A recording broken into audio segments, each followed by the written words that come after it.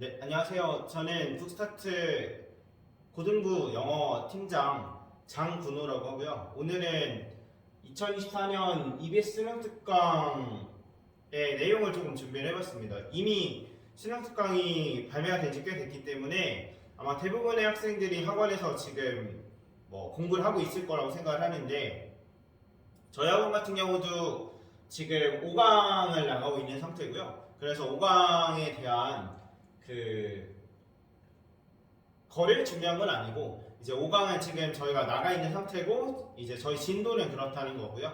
이제 제가 오늘 준비한 영상은 수능 특강을 또 준비하시면서 이제 좀 정시를 목표로 하시는 분들도 계시고, 아니면 수시를 목표로 해도 어차피 수능 특강을 해야 되는 책이기 때문에, 제가 이제 오늘은 이 지문 하나를 어떻게 좀 이해를 하고, 그리고 문제를 풀이를 어떻게 하면 좋을까에 대한 얘기를 좀 도움을 드리기 위해서 영상 하나 찍었습니다.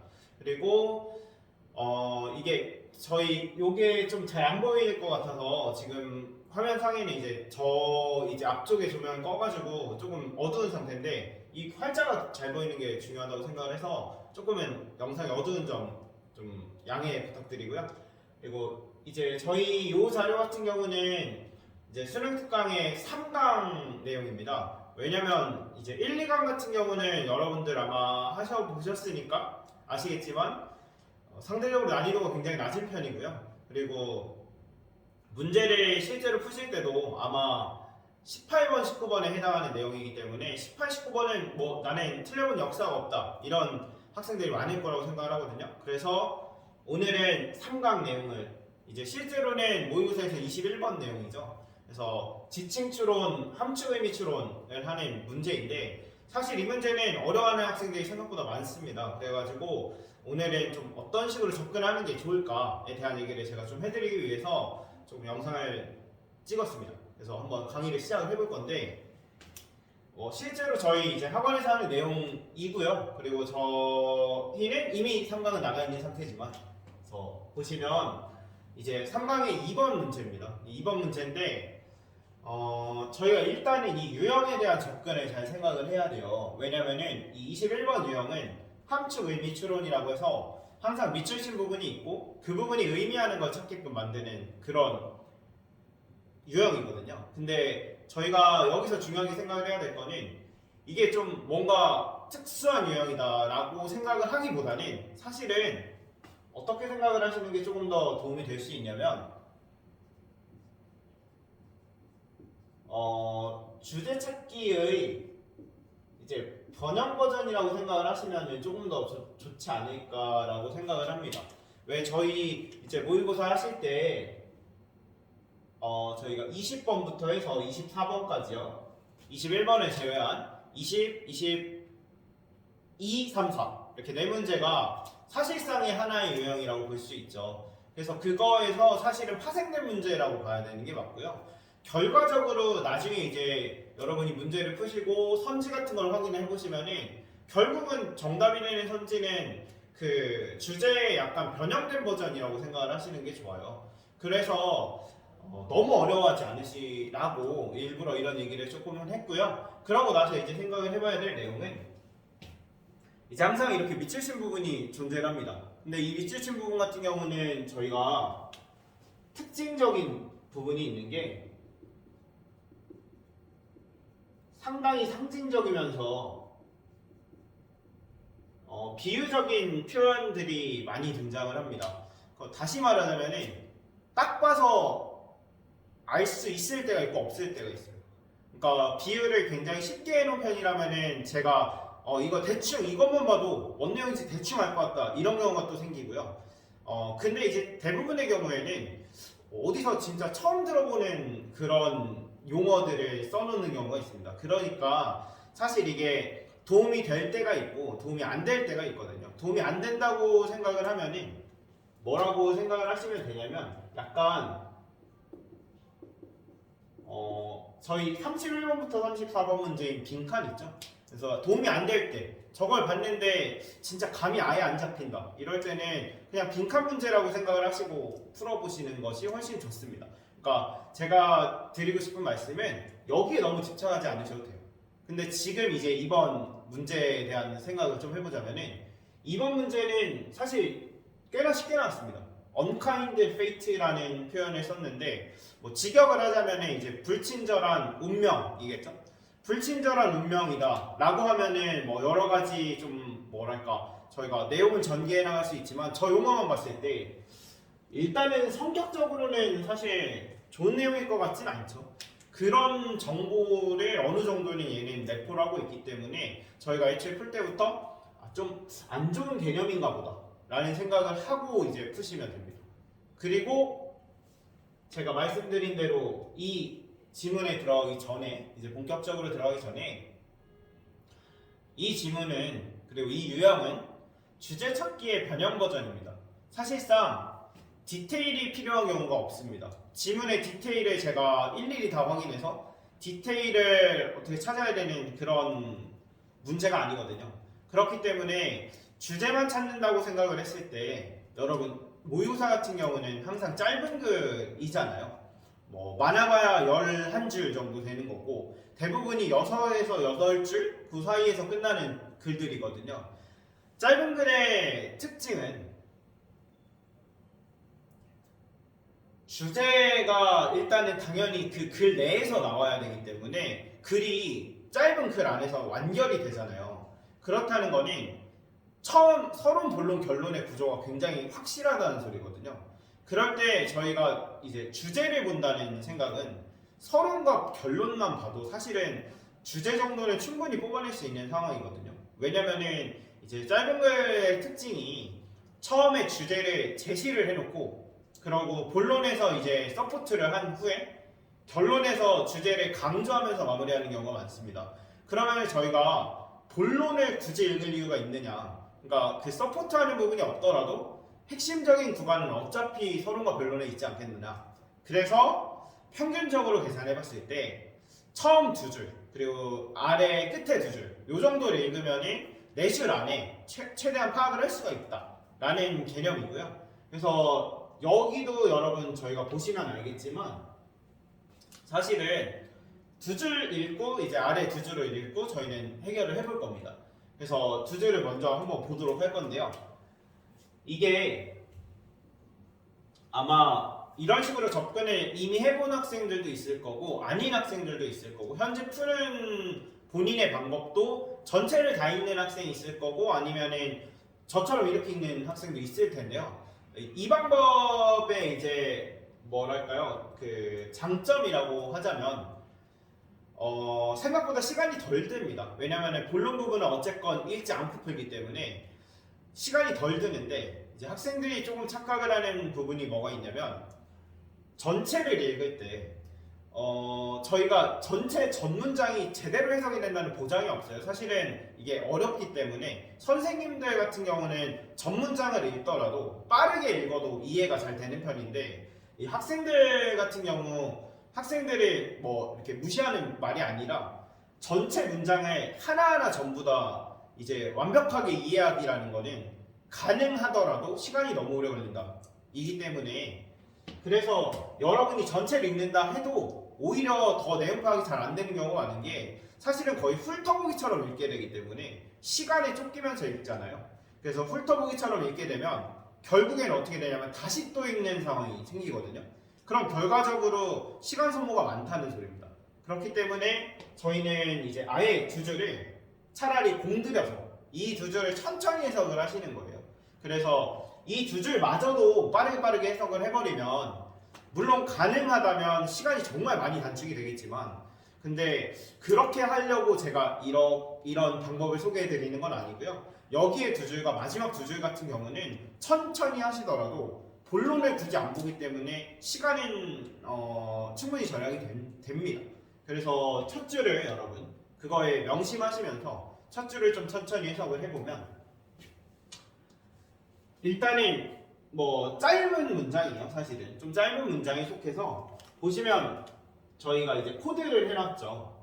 그래서 is라는 것이 동사가 되겠고 동사가 지금 이 문장에는 하나밖에 없는 상태입니다. 그러면은 여러분 is 앞쪽 부분은 전부 다 주어라고 봐야 되겠죠. 그러면 이제 주어를 한 번에 해석을 하고 주어는 far from being faultless 그러니까 그 뭐죠? 결점이 없는 것과는 거리가 멀다. 이렇게 해석을 바로 해버리시면 되는 거예요. 그래서 주어를 보시면 개념이죠. 어떤 개념이냐면 family support, 그 가족의 지지라는 개념은 suggested as one of the preconditions of any child's success. 제시가 되어 있는 개념인데 뭐로서 제시가 되어 있냐면 one of the preconditions니까 전제 조건으로서 어떤 아동의 성공의 전제 조건으로서 전제 조건 중에 하나로서 제시가 되어 있는 가족의 지지라는 개념은 이것이 이제 주어입니다. 그러면 사실 뭐 곁가지를 다 치고 중요한 것만 생각을 해보자면은 가족의 지지에 대한 내용이라고 볼 수 있겠죠. 그 가족의 지지라는 개념은 is far from being faultless입니다. 이 부분을 해석을 잘 해보시면 사실은 이 소재에 대한 이 family support라는 소재에 대한 의견이 드러나 있는 부분이거든요. 이 부분을 해석을 하면 저희가 어떤 해석이 되냐면 faultless, 결점이 없다. 근데 결점이 없는 것과는 거리가 멀다 라고 했기 때문에 결점이 없는 것과 거리가 먼 거니까 결과적으로 봤을 때 결점이 있다는 소리입니다. 결점이 없진 않다 라는 개념에 가깝기 때문에 그렇다면 이 family support라는 개념이 아이들의 성공이라는 그 전제 조건에서 봤을 때도 사실은 어느 정도의 결점이 있다는 거를 여기서 저희가 판단을 할 수가 있게 되고요.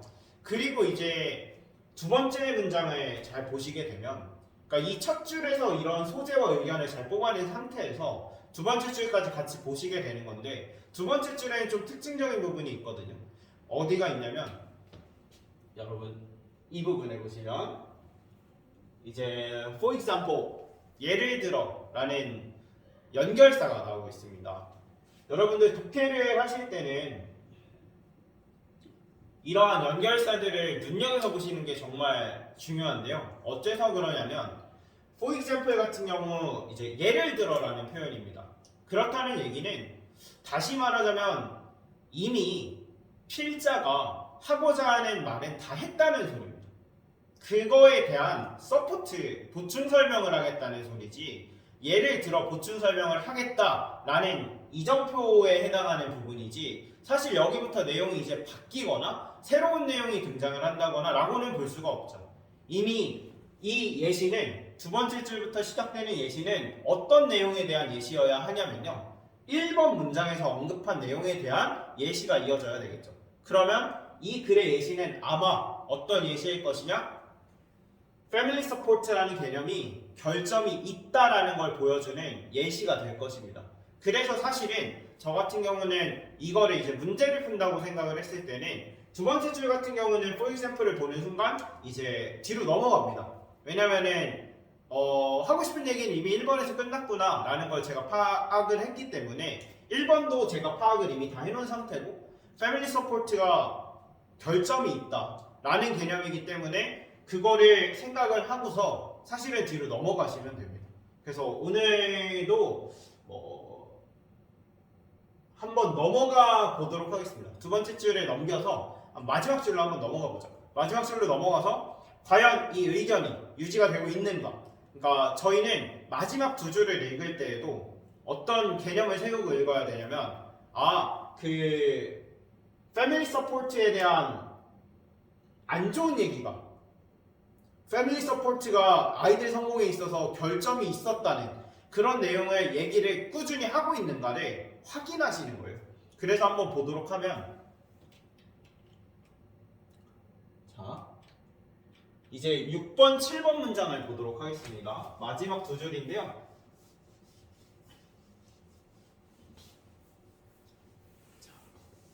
저희가 다시 한번 6번, 7번 문장 읽기 전에 처음에 읽었던 내용을 정리를 하자면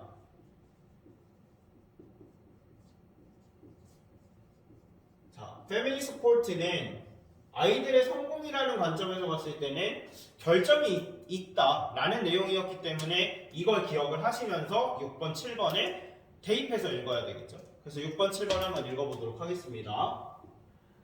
자, 6번 Even some of the great musical geniuses 심지어 몇몇 굉장한 음악적 천재들이라는 것은 사실 여러분 모의고사 지문은 항상 상징이 있습니다. 처음에 얘기했던 단어를 그 단어 그대로 설명을 잘 안 하기 때문에 이제 뭐 패러프레이즈라고 해서 좀 단어를 바꾸죠. 그래서 단어를 바꾼 개념이라고 봤을 때 이것은 이제 아이들의 사실은 성공을 의미하는 단어라고 볼 수 있겠죠. 천재들은 사실 물론 이제 또 그게 깊게 파고 들어가면 천재여도 실패할 수 있잖아요 라고 할 수 있지만 이제 이 글에서는 사실 저 사람들은 성공을 great라는 표현을 쓰기도 했고 그래서 아마 성공한 사람들을 말하는 거 위대한 사람들이니까 성공한 사람들을 말할 텐데 그러한 성공한 사람들은 it is clear 명확한 게도 were given riches and coal by an unkind fate 자 받습니다. 주어지죠. 저 사람들에게 주어졌습니다. 그래서 받았는데요. 무엇을 받게 되느냐면 riches and coal입니다. 스위치 회초리, coal 석탄이라는 검댕이죠. 이제 그 석탄에 묻어나는 검댕이나 혹은 석탄 자체를 말하는 화회초리입니다. 자, 이 성공한 위대한 사람들은 회초리와 석탄을 받게 된다. 이 불친절한 운명에 의해서 회초리와 석탄을 받게 된다 했는데 회초리와 석탄 그냥 생각을 해봤을 때도 사실은 별로 좋은 개념 같지는 않아요. 별로 좋은 개념 같지 않고 그리고 이거에 대해서 대입을 해봤을 때도 그러니까 패밀리 서포트라는 개념에서 봤을 때 회초리와 석탄이라는 개념은 아무래도 패밀리 서포트를 못 받는 느낌이죠. 왜냐면 회초리는 체벌을 상징하는 걸 텐데 체벌을 서포트로 볼 수 있느냐에 대한 얘기거든요. 그래서 일단은 어느 정도의 그 뭐랄까요 논리적인 추론을 할 수 있게 되고요. 그리고 뒤에서 사실 그걸 또 강화해주는 파트인데 instead of 대신에 그러니까 이걸 받았어요. 뭐 대신에 받았냐면 the present other youngsters received 되니까 다른 젊은이들이 받았던 선물 대신에 이걸 받았다. 이기 때문에 사실 선물은 너무나도 명확하게도 플러스고 이렇게 생각을 하면 이 선물이라는 개념은 당연히 패밀리 서포트를 말할 겁니다. 가족의 지지를 받았다는 소리일 텐데 이 사람들은 아마 가족의 지지를 받지 못했다는 얘기를 하고 싶은 걸 거예요.